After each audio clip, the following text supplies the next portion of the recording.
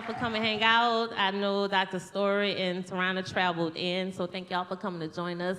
Very special occasion. I don't know if y'all saw, Yaba was like boohooing the entire time, but I totally get it. So tell me what y'all thought. Hello?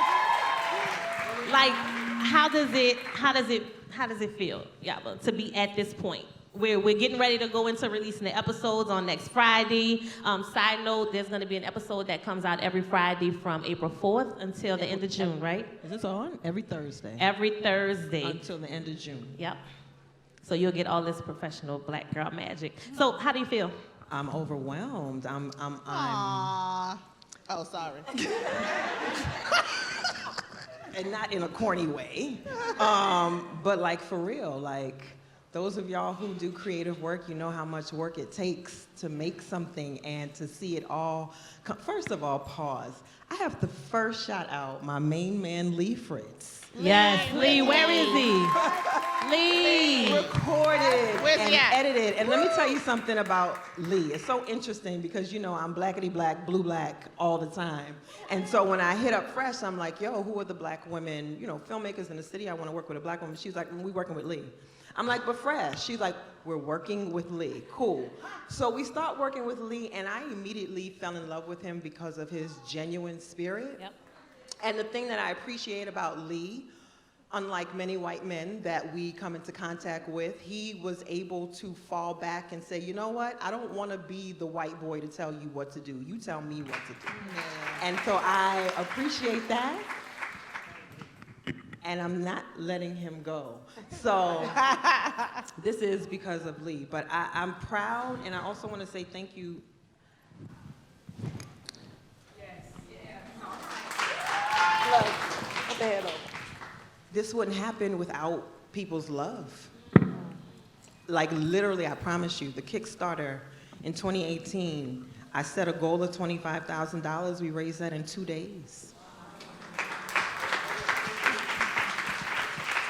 Because people loved the project, and more recently I started feeling crazy because we were spending money to make it happen, but I didn't allot money to have this situation, and I didn't want to come and take from New Orleans without giving back. I didn't want to do this season and then put it out to the world without coming and say thank you to New Orleans. So literally March 1st, I got on Instagram and I hashtag let me hold $20.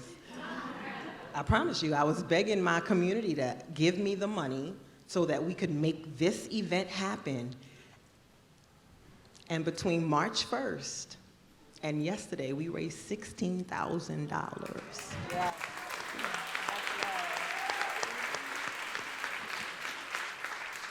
And so it's like literally Professional Black Girl is ours, and so I don't have anything else to say but thank you.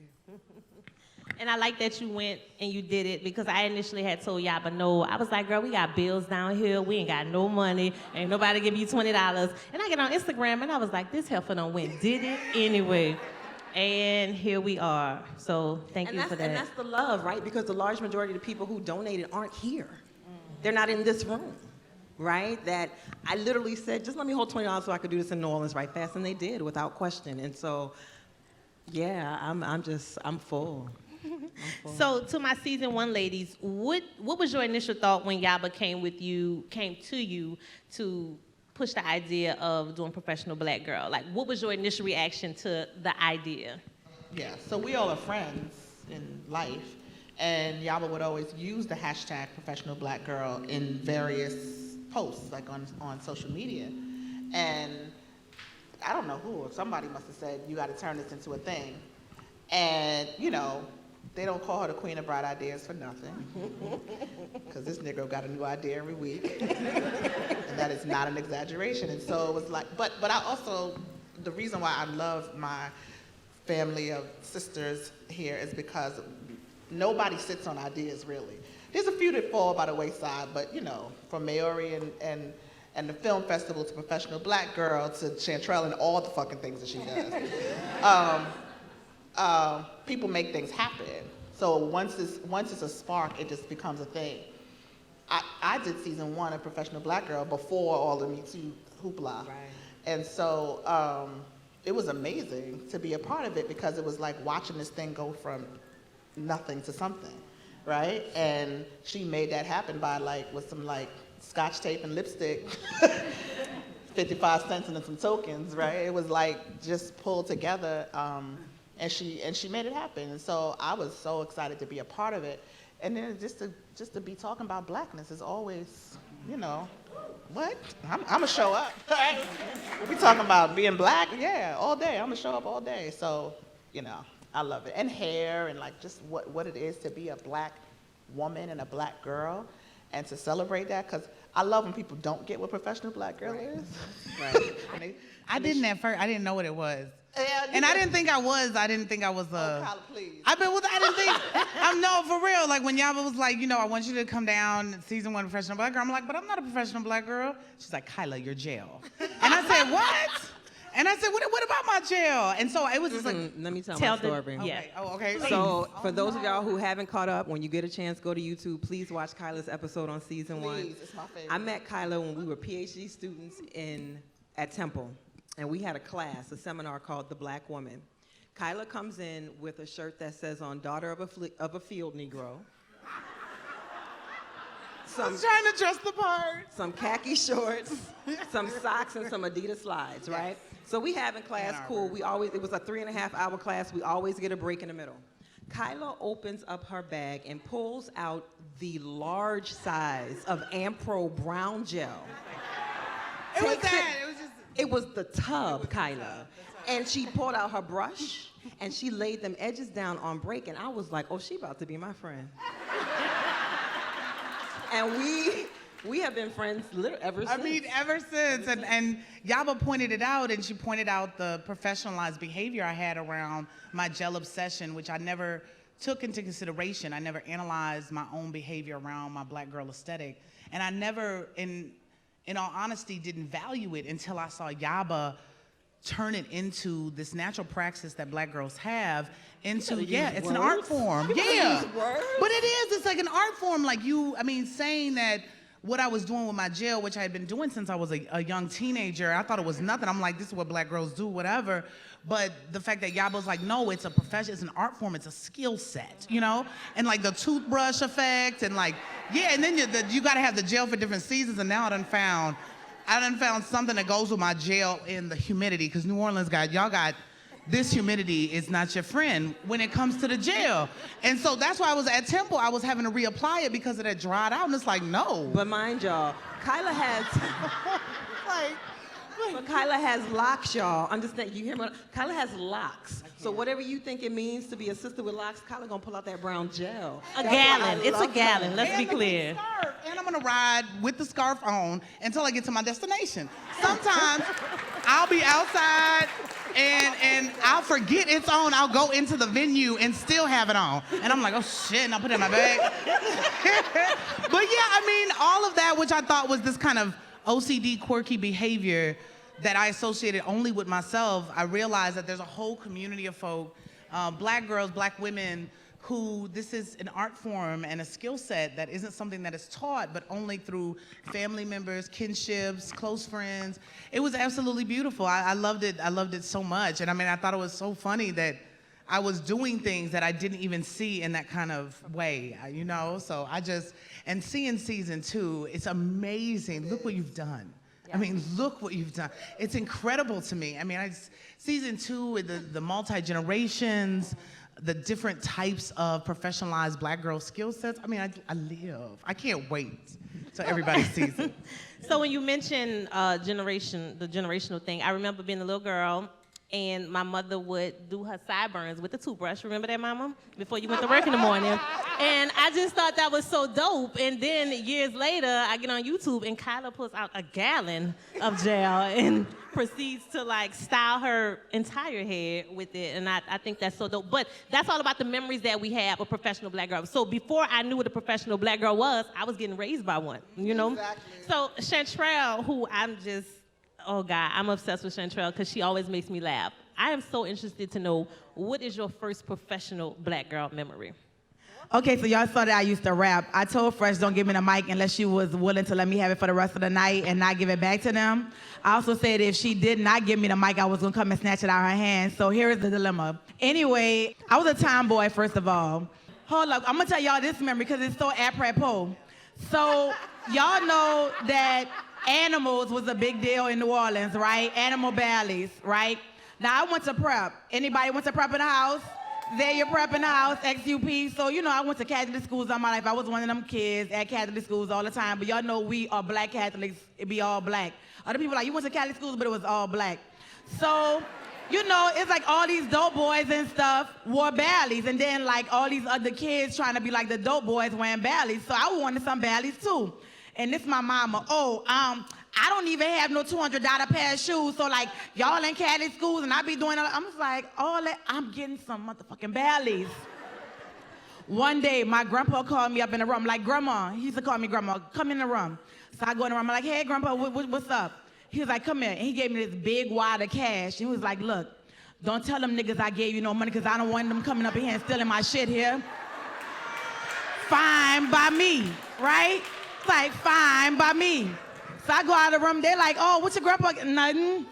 Y'all know the first thing I did was go to Canal Place, go to Saks, and buy me some bone animal ballets. My mama was pissed. Pissed. And I was stunned. I was like, oh, I got them bees on my feet. Yeah.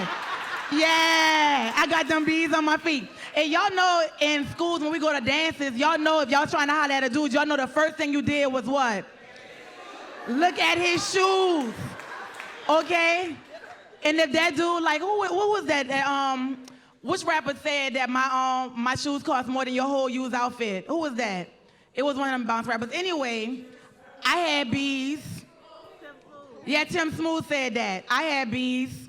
25 years later, because my boy Benjamin Simmons did a documentary on animal ballets, they brought back out the animals, and what I did yesterday, I went and got me some new ones because I'm a grown-ass woman. I got my jobs, I got my income, and I bought my ballet animals, okay?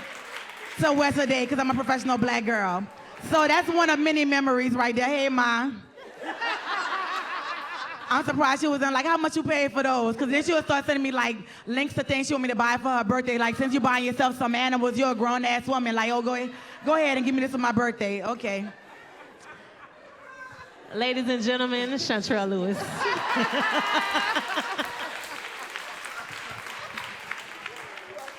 So one of the things, and I don't think we dove too much into it on the premiere cut, but I know one of the things that a lot of the cast members talked about was being professional in the workplace. Or maybe that was just me, I don't know. I got stories, I'm scarred, it's been wrong, hard, rough, whatever. But I'm interested to know what you all, you know, having a resume that stems from academia, how has that been for you? Because I know y'all outside of work. And you know that dancing on tables and swinging from chandeliers Casey talked about? That's us. And that's how we like to party. So how do you find that balance, but also how do you be yourself, but still manage that role that you have to play in these establishments? Well, looking at this panel, I don't think any of us play that role. I think the beauty, you know, both me and Kaila are trained in black studies, so we got to be black when we go in black spaces. And so I think that's probably a privilege, right, that we have, particularly in our roles, that we don't actually have to play those games. And what's interesting is, like, since Professional Black Girl has launched, one of the consistent kind of feedback or love note that I get from women is like this: thank you for giving me permission to just be free, right? Like, and I said this to somebody the other day, but like, I wonder if this thing would be a thing if I wasn't Dr. Yaba Blay, right? That somehow, because I have a PhD, because I'm a doctor, and whatever you think that is, right? I put gold teeth in my mouth, right? And listen to bounce music and twerk and do it and cuss and do whatever else. And I say, yeah, I'm Dr. Blay, and what, you know? And that somehow it shifts our ideas of whatever it means to be professional. That, you know, the idea of code switching is cool because it's a skill, but what I'm watching working at an HBCU is that a lot of my colleagues are training our black women students away from themselves, right? Like, we're telling them that they have to be something other than who they are in order to get a job or in order to be successful. And I'm like, no, actually, when it's in, and that's why I love, and I teared up when Naima said, like, when all these people are gone. Yeah. who are you gonna be? Who are you? Who are you when you look in the mirror? Like all this thing, you can take the PhD away. I'm still Yaba. Yeah. You know, it's surface. And so I think that whole idea that, and again, I get it. We all got to play a game to a certain extent, but you can't win the game if you don't know it's a game. Right. Right. Right? Play it. I think it shows you don't have to play it. I mean, I'm in academia and I'm tenured and everything, but I don't hold office hours. I never have in the 13 years. I'm not doing that. I'm not doing that, you know, and I told my students I'm not doing that ever. So, you know, hey, I'm more than happy to arrange any kind of meeting. I'm good with email and all that, but I ain't gonna sit in my office. I can't work in my office. I don't write there, you know what I mean? I like to write at home or outside or at a coffee shop. So it's really not conducive or helpful to me. And students don't take advantage of the office hours. So I did it when I was like teaching when I got my master's, and students wasn't coming by. I'm like, oh, hell no, I ain't doing this ever again. and I actually thought I was getting away with it and like sneaking not doing it. I would tell my students, like, yeah, it says office hours on the syllabus, but don't come because I won't be there.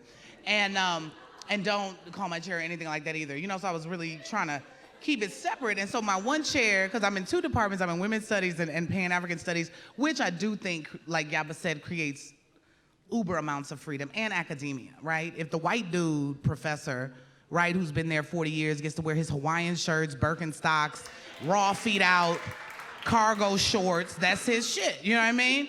That's his aesthetic that he lives, and he's probably the coldest professor on the yard. Yeah, that's Professor so-and-so, he's great. I mean, he dresses don't they? You know how they do.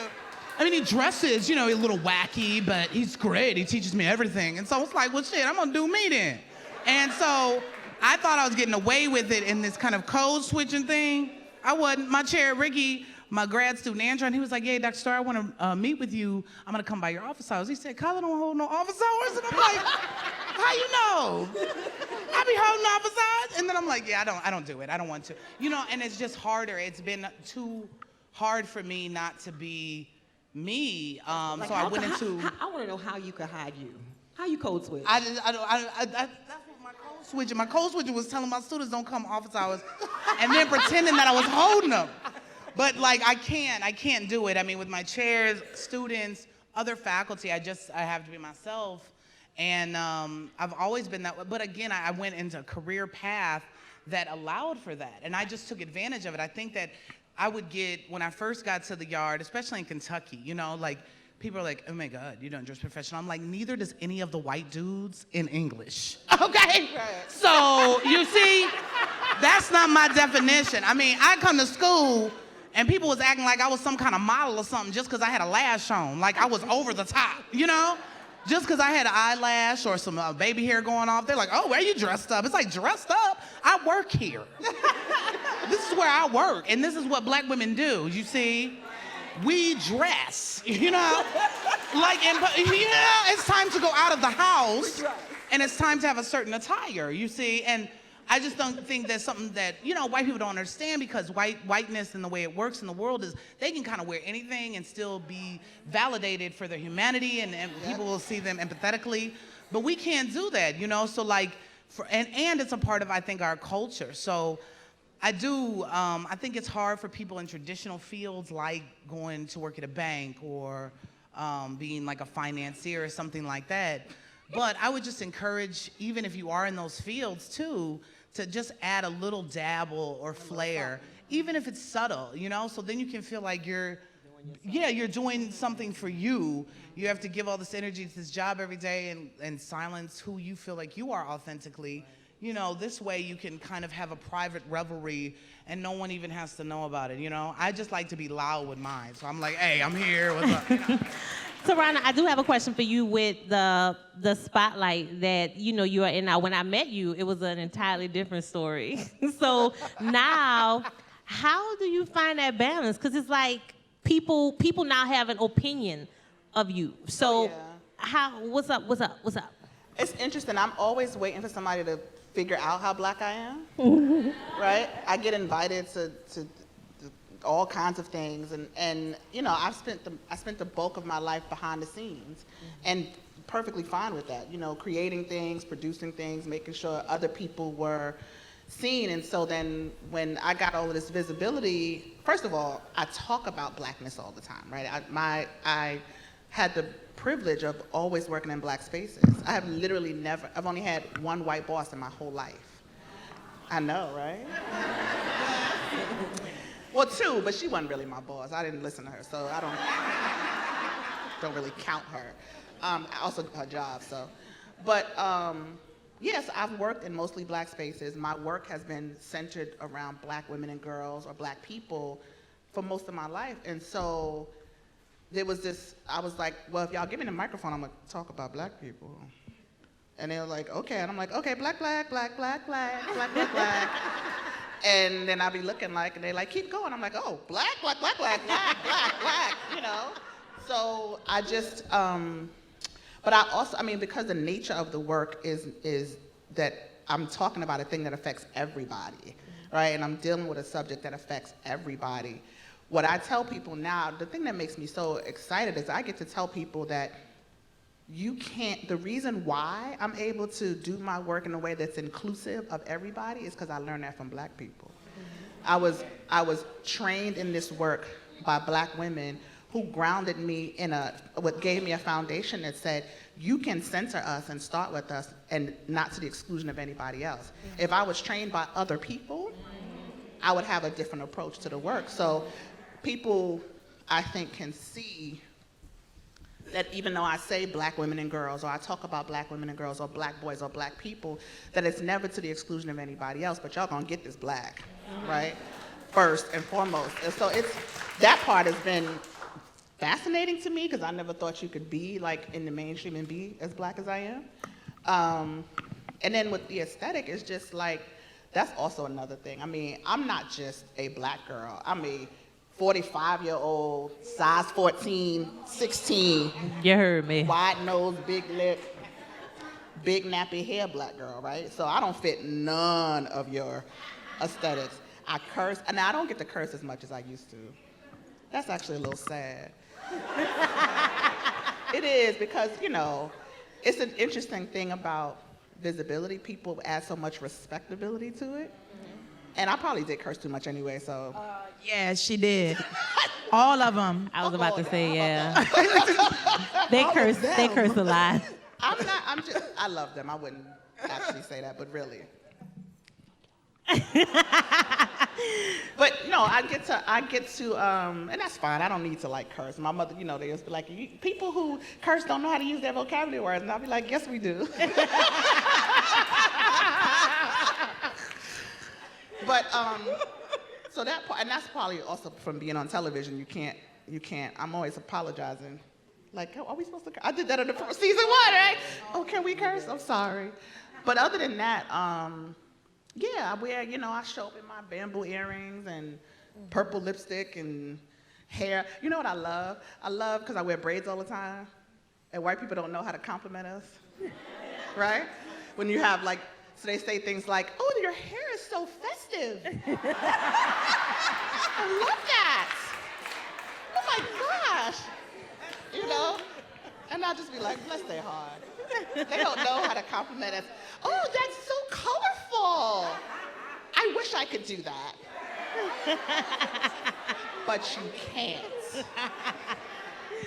You know, so I enjoy the fact that this visibility allows me to bring black people and blackness into spaces where a lot of times it has not existed, or people didn't want it, or the kind of blackness, you know? Because I'm also not used to it, so it's really funny when I come into places with other black people and I'll be like, why y'all acting like this, right? What's happening? And they're like, and I'm like, what? It's so uncomfortable, and I'm like, but y'all know, like a song, I'm gonna tell y'all a true story. I was at this event, song came on that what's this song? It wasn't Before I Let Go, but it was an old school song like that you move to. Now I was with some of the people in this room in the little green room, and the same music was playing, and we was jamming. So the song comes on, and I'm like, I said, what's happening? They're like, well, just right. So I'm just like, leg popping. I don't know how not to move to this. And I was just like, okay, fine, fuck y'all. I'm going out to the other room so I can breathe. It feels like I watch people with a lot of visibility, black people with a lot of visibility, and it feels like they're being choked to death. Yeah. It's so sad. Like they just, you can't breathe. And so like I appreciate being able to move back and forth in these different spaces because I cannot live without blackness, right? Without full blackness, right? And I know blackness shows up in all kind of ways and it's not always just being loud and being blah, blah, blah, blah. But as I watch them, like remove themselves from those spaces, and then they use folks like us to kind of come back to it a little bit. Right. So then you become the clown a little bit, right? They're like, "Ooh, Tarana's here. We can have a good time." I'm like, no. No, I saw when you wasn't dancing to that song real quick. I know how you get down. So I think one of the things that I not struggle with, my mama tell you, this has always been my problem, my mouth. Like, if we gonna go, I gotta tell you the meanest thing I could think of just to know I won just now. But, and in real life, when I have a disagreement with somebody, my mother will always ask me, well, what did you say? Because she know I said something that I have no business saying. And it's most of the time at work when I'm really not supposed to be fighting with people.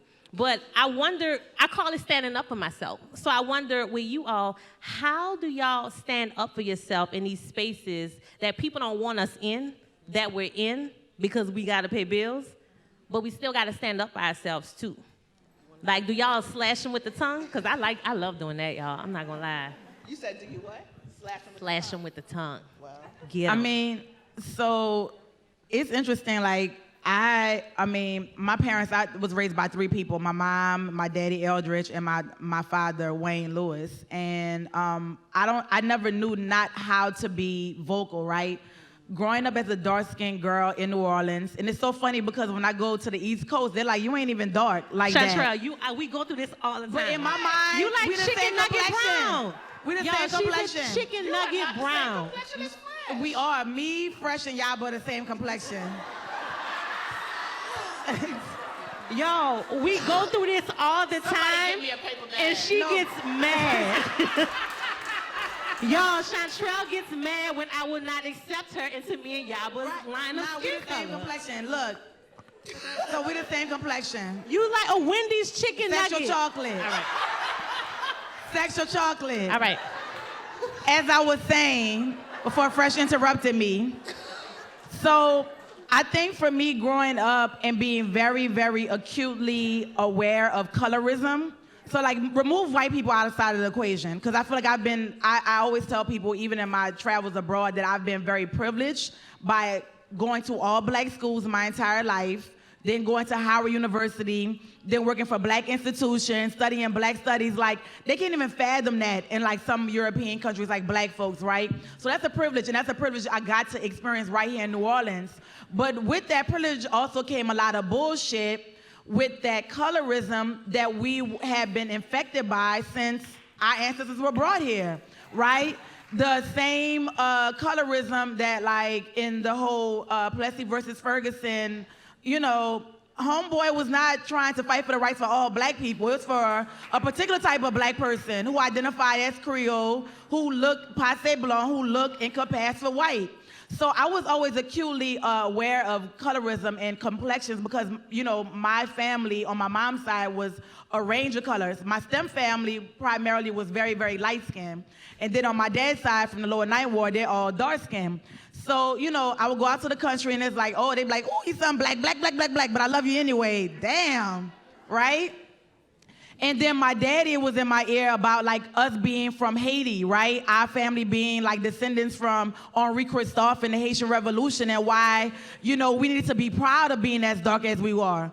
And so I was always consistently calling out like the oppression I felt by the hands of my own people by growing up and being dark. Like I would go to school and say, Ma, they don't never pick on me to represent the school, you know what I mean? But they're picking on this one and that one, like because they're light-skinned. Even though I was a straight-A student, I had these great grades, and my mom at every turn was supporting me. She was like, I'll sue the damn school board, right? I'll close the damn school down. They're not gonna pick you to be a cheerleader. They ain't gonna have no cheerleading squad when I get through. You know what I mean? And so that's my mama. And so with parents like that, for a dark-skinned girl growing up in New Orleans, it made me like not afraid of anything. It also made me want to get my ass up out of New Orleans too, which is why I went to DC. I want to go far away. So then, like, if I was able as a child to like stand up to like these people, adults and elders who I felt mistreated me because of my complexion, and I'm like, thank God I had long hair, because if Lord, I was like, if I would have had short hair too, that would have been all bad. You know what I mean? Like, seriously, like, it was rough in New Orleans pre-Katrina. And I think what happened with those waters is like a lot of that, you know, like the playing field, like began to change. So a lot of these like caste systems that have been perpetuated, like even my daddy always told me about how my grandmother was the first dark-skinned woman who was able to even get married in an autocrat club. Because my great-grandfather, who was Creole, last name Dave, you know, he was like, I'll burn this bitch down. You know what I mean? Just straight up. So I think I've consistently chosen to live in predominantly black spaces because of that reason. Even in my neighborhood in Philadelphia, Girl, don't start on that. because they know it's the neighborhood. Yeah. You know what I mean? It's the neighborhood, but I consistently do that because I feel safer around black people. So I don't know how, I've never been able to code switch. Number one, my accent. Yeah. Right? It just ain't going nowhere. And so there's a lack of fear that I have of being around white people because of the way in which I was raised. So I just shout out my parents for that. And just the community, like all the elders, all the black people. And then, yeah, I could keep going on and on about that, but that answers your question. We know. Let me just say this. There's a way that, you know, black women have this label of being aggressive, of being loud, of being the one that, you know, neck rolling and all the rest of that. And so what happens is we get into some of these spaces and we want to play that down because you don't want to be the angry black woman, or you don't want to be the one with the attitude. And I think the way, what has worked for me and what I've seen even in my circle of people is that I embrace it instead. You think I'm gonna come in here and tell you off? Get ready, right? Because you expect me to be this person anyway. Now, I don't have to come in and do all of that unless you take me there. But I was raised in a very similar way. I have a mother who is, you know, my family motto is we don't facilitate bullshit. And so that's how I was raised. And so I don't know another way to be, but also spending time trying to play this thing down and be well, I'd love to have a meeting so we could discuss this in some more detail. And I wrote, no, fuck that. Listen, this is not right. This thing that's happening is not right. And so I'm gonna be vocal about it. You expect me to come this way anyway. And I think it works better for us when we lean into that stereotype more than shine away from it. Because it doesn't matter. You can come with be the most meek little mouse with your bullet points, take the bass out your voice, code switch, and there's still gonna be some, did y'all see that SNL skit when Idris turned into the white woman? Right? And it was so brilliant to me because if we come from in our society, if a white woman feels threatened even a little bit, right? It's when over. People talk about why, and I don't want to get into this whole thing, but I say this all the time. Me Too got to be where it was because we are trained as a society to respond to the vulnerability of white women, right? So, fine, we took it and we went in another direction, but we wouldn't have got here if those white women didn't start getting, find a space to express what was happening to them. And they are survivors and I respect them. This is not about them.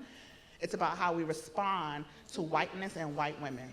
So if you expect me to come in here, guns blazing, and Tarana gonna set them straight, it's always been the thing, right? It's been when she get here, you goddamn right.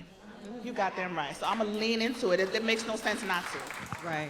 I think just to add to that, I think what both of them are speaking to ultimately is a sense of freedom. I think sometimes as black people, when we think about freedom, right, we think about, enslaved Africans getting free. Or if we talk about freedom in this moment, it's about ending racism. We talk about these things that are so far down the line and probably not happening in our lifetime, right? I think what they're speaking of is how we access freedom in our day-to-day, how you get to feel free. And this became clear to me when Black Lives Matter became a movement. Trayvon Martin, people kept talking about this hoodie. It wouldn't have mattered what he wore. It wouldn't have mattered.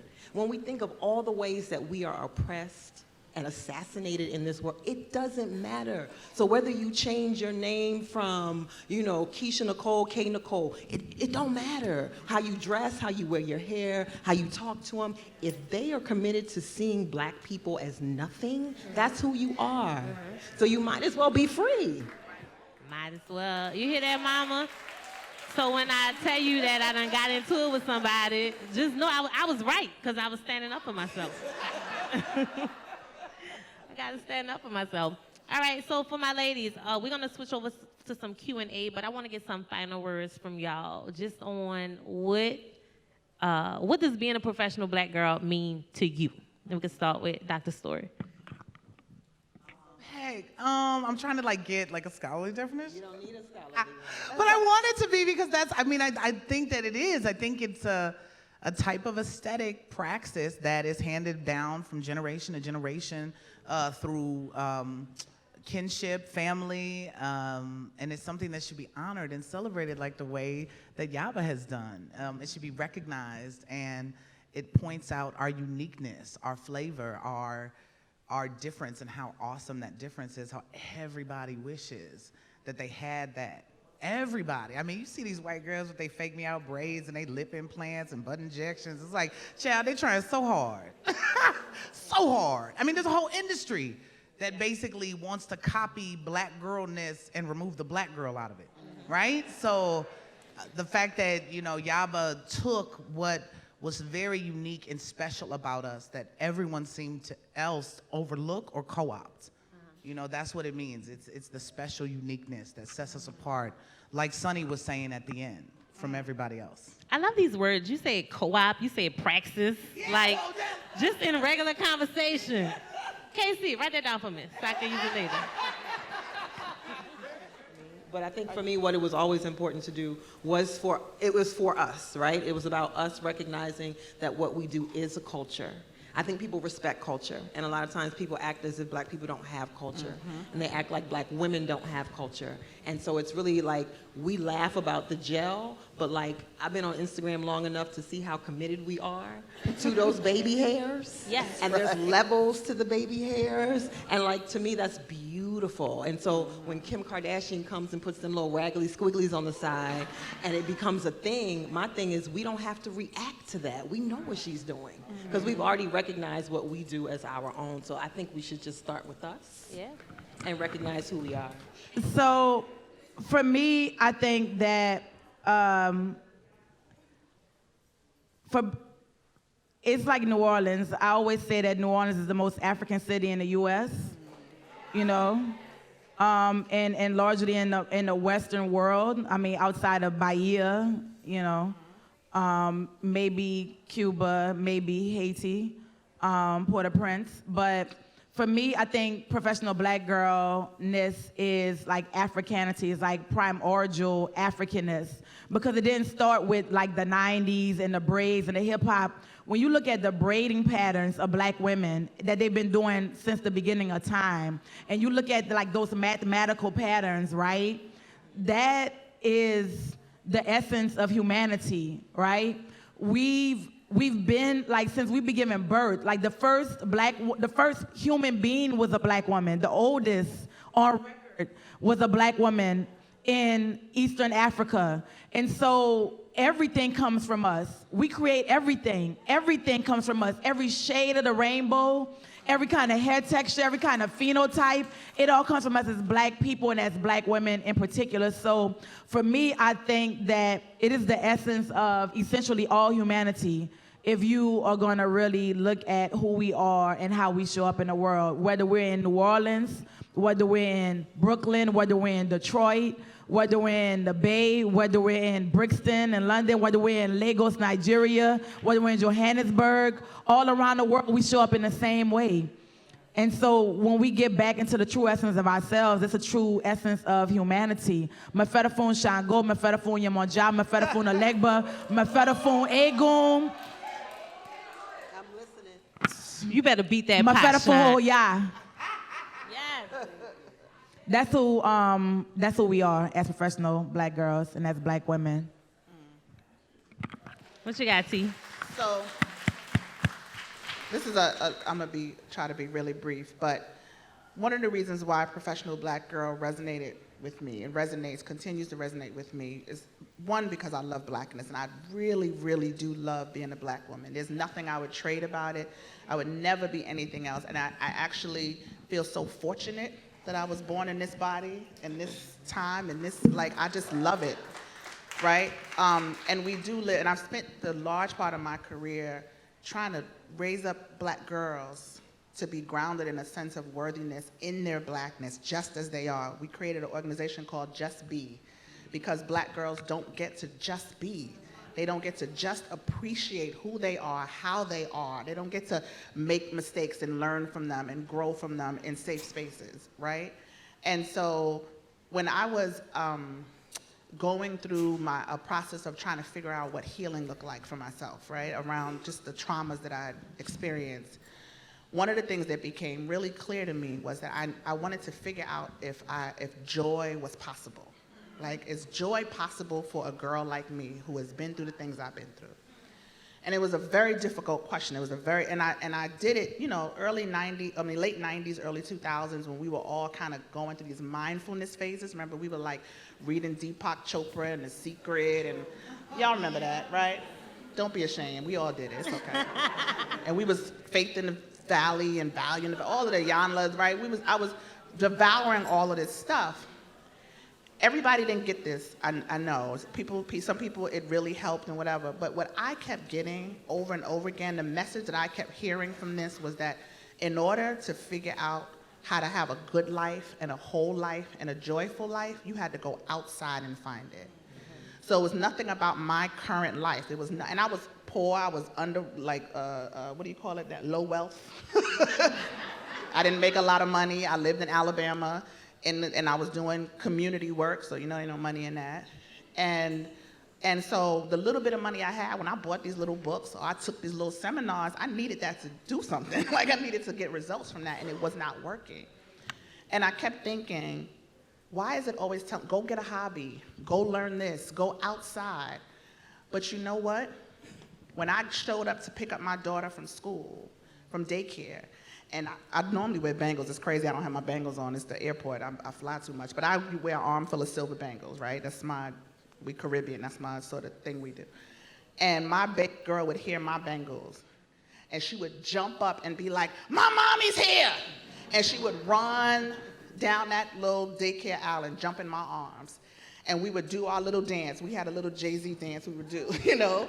Yes, y'all, and Jicka Man people, whatever, right? It was our little thing. This was every day. That was my joy. And I couldn't find that in any of these books. When I get with my girls, these same people right here, and we start, you know, you get that text message that says, "Bitch!" Y'all know that one. And you get something, and we get on the phone, or we get together, and we laugh till we about to pee on ourselves. I'm sure all of y'all have that in here. Yeah. That is my joy.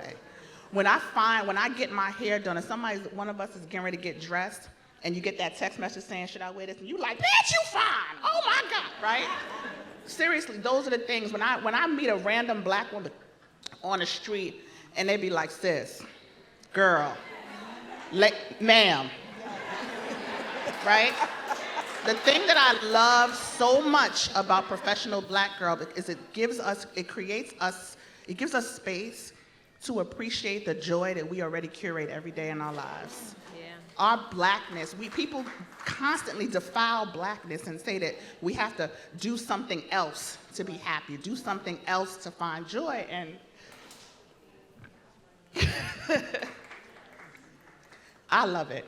I'm gonna be professional, I'm gonna be as black as I am to the casket drops. And I find absolute joy in it. I don't wanna substitute it with anything else. I don't wanna be anything else.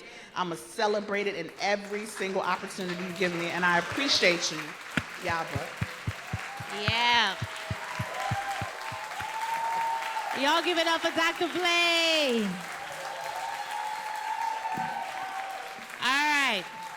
So before we transition back into the party, and I don't want y'all to go nowhere because it is not over yet, I want to take about 3 questions from the audience. So I love y'all and I appreciate all of you.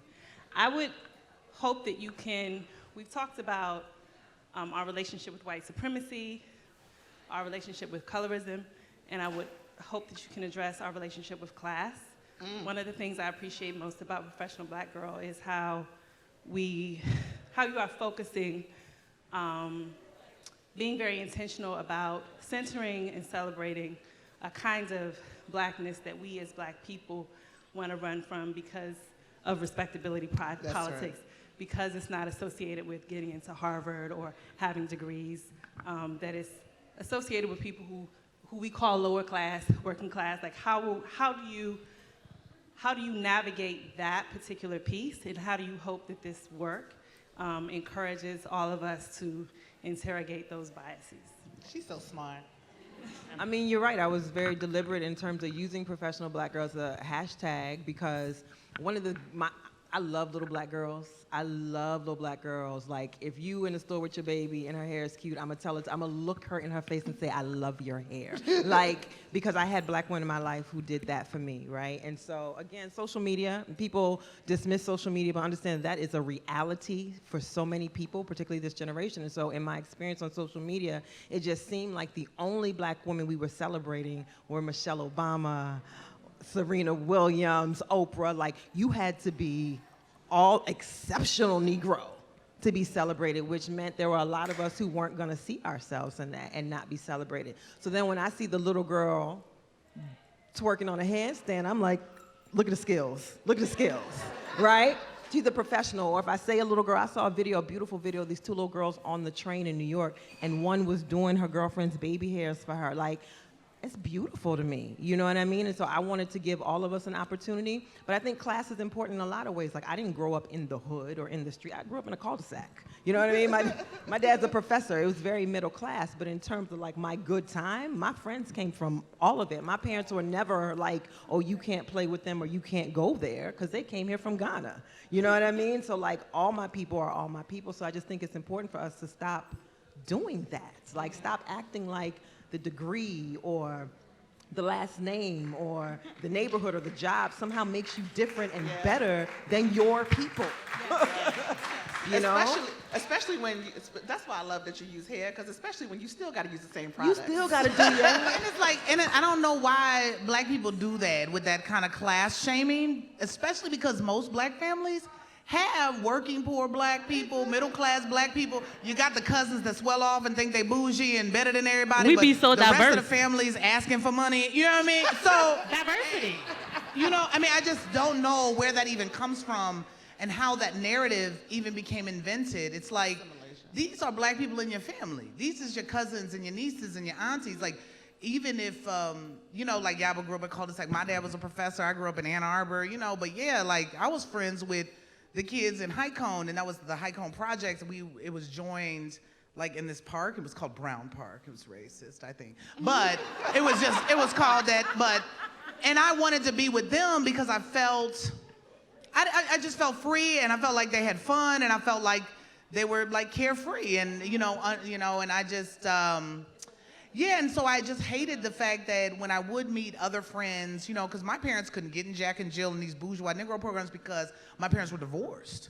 So my parents were already like had stuff, like they had the income, but they weren't married, right? So there wasn't any kind of debutante effects or anything like that. There wasn't church picnics and all this. There was nothing but judgment. I mean, I can't believe that it was so much contempt for divorce in the 80s, but that's where we were in the 80s, right? It's like, oh my God, your parents are divorced? It's like, yeah, you know, but anyway. And I think there's like a... Married. Yeah, I mean, you know. I'm like, divorce, that's bougie. Yeah. Y'all got married? Yes.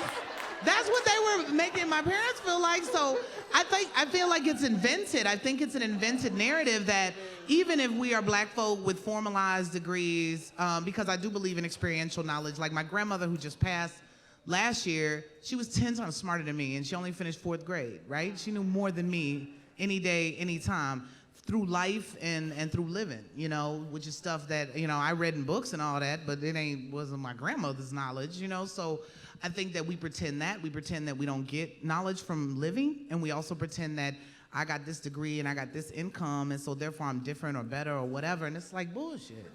Like you mention white supremacy, I can't separate those things. Like, I think black people's performance of class is a reflection of white supremacy. We trying to act like we, you know what I mean? Like, we fit their standards through money. Because ultimately, people use money as power. And so we think if we get enough money, you know, because just think about how we even perform our blackness in certain ways. So we get a wad of cash, we going to get some Badleys. Yeah.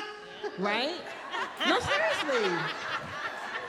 If we're wearing if we're wearing Gucci, we're wearing Gucci with all the G's. We're wearing, it's right here. You gotta know because it's a performance of my value. That's white supremacy. So before we go to the young lady in orange with the next question, so we didn't have a house in the cul-de-sac, Mama. We just had a straight street, right? But I think so when I get into conversations like this with my friends who I think grew up with money, Mama, we was all right. I'm not. I just want you to know that. Bronxdale Projects. Yeah. I know. We done talked about this before. But there was so much love in my house. My daddy was just blowing up my phone. And the first thing he's gonna say is, all right, my daughter, with your beautiful self. Like, my daddy has always told me that I was beautiful. I didn't know that we weren't well off when I was a little girl because, I mean, Mama always had a part-time job at the mall. We get that discount. I be skipping up in Mervyn's. Like, we about to ball out. But I think that looking forward, you know, if I do have a family, like, I want my child to experience the love that I felt to where none of that other stuff matter. Now, I do like me a good bag now, but that's like, nah, you know, I work hard for it. But, you know, one of the other things about, to the point about class too, is that Professional Black Girl does, to what you were saying, is that we have to reimagine what class and wealth and what that looks like. And so we can step away from what white supremacy tells us and what white dominant culture tells us. And this is like, not to be all like heady about it, but things like Professional Black Girl gives us the space to do that. What does it look like to make it, if you will, and still hold on to the things that are important to you? Why would you? You know what bugs me out? Black women who go to get their hair blown out in white salons. Ooh. People do that? They do. Let me tell you something. Wait, time out. It was not my fault. It wasn't my fault. I'm not talking about you, friend. But it happened one time. No, but let me tell you something. Yeah, but wait. And it was a mess. It was a mess. Listen. To support your point, it was a mess. One time, we were doing something work-related, remember? And I was trying to describe the kind of black woman I met. And what did I say? I said, I don't know how to describe her. She's the kind of black woman who go get her hair done at a white salon. That was it. You know where that starts, though, and people get mad at me. And I know sometimes people don't have choices, but like, I think it starts with childhood when parents like, I'm gonna put you in this predominantly white school because it's better than these black schools and being around those black kids, right? Yeah. You know what I mean? And so I think that's where that sense of identity begins. Like, I'm gonna name you this. In 2019, people still naming their children white names, which I don't understand. You know what I mean? We're all like, we got the books, we got the YouTube. There's black people traveling around the world going to Africa for the first time. And we still naming our kids white names. And it's like we think that anything like, oh, we're gonna celebrate these kids because they're going to Harvard, right? And getting accepted into Yale, not Howard and Southern and Dillard, you know what I mean? And Fisk and Tuskegee, you know what I mean? Like all these schools that have been educating us for when we had no other choices. So that's why these women are going to do that. That's, you know, it's like, again, it's still that level of white supremacy that we still are trying to grasp a hold of. I know for me, even in my own work, I always say that the reason why I made my work very accessible, because I'm like, if my grandma can't understand it, then what am I saying?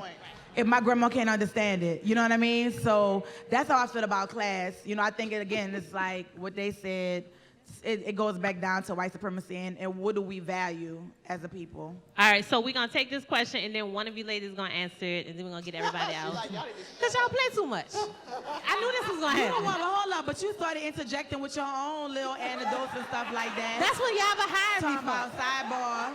That's fresh privilege. You play too much. Go ahead, sis. I'm sorry. Hey, y'all. I just want to thank y'all for just being you completely in this space right now. But I want to talk about how Professional Black Girls, how y'all centered black spirituality. Because I think, Yaba, you brought up culture, right? But for us as black people, our spirituality is at the center of our culture. As a sister said in the video, the second line is a spiritual experience. You know, I'm from Haiti, so we know about second lines. We call it la la.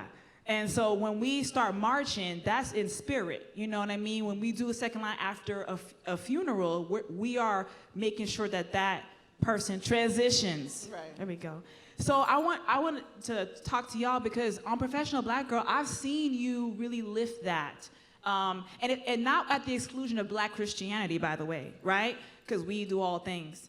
But I want you to talk about why is that important to you to center Black spirituality in the celebration of the everyday Blackness. What else is there, right? I mean, I think spirit is just at the center of everything that we do. We may not call it that, but I see it in most things that we actually do. Some of us recognize it, some of us don't, but I think, again, and I'm a spiritual person, and so maybe it's hard for me not to give thanks in those ways, but I think if we're gonna talk about culture, because like the thing that I keep coming back to, we're not supposed to be here. Like, it's really hard sometimes for me to wrap my mind around the fact that we're still here. And not just that we're still here, but like we have the audacity to be happy. You know what I mean? Like, when I think about, there are moments where I like see historical pictures, or like when I'm teaching my students, like I had a moment a little while ago and I went off on Instagram on a tangent, but for some reason, even though I was born and raised here, I don't connect Brown versus Board of Education to New Orleans. I don't connect school desegregation to New Orleans. So that when I see pictures of those white people yelling behind Ruby Bridges and her mama, that's New Orleans. We're not supposed to be here. You know, and like I feel like, and like Sunny said in her piece, like it's deliberate murder. And we still here, you know? So it's like, I don't think we are ignoring it, but something has to guide us for us to be able to still be here. Something, and I think it's important to recognize that something in everything. That's what lifts me. That's what keeps me going. That's what gives me some understanding of why I'm here. I'm supposed to be here. Spirit wants me here for a reason. So we continue, right? All right, Blay. All right, y'all give it up one more time for Professional Black Girl Season 2.